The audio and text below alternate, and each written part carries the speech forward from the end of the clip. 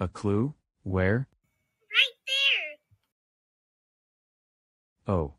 It's just a parrot. Hi. Squawk. Hi. Right where?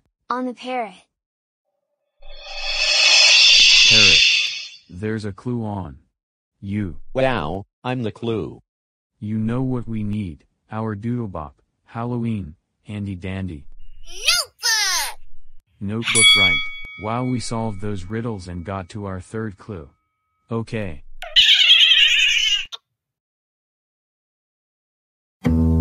Let's draw the parrot's head, the body, his eye, a beak, some lines for the legs, a wing, and a tail. And we have a parrot.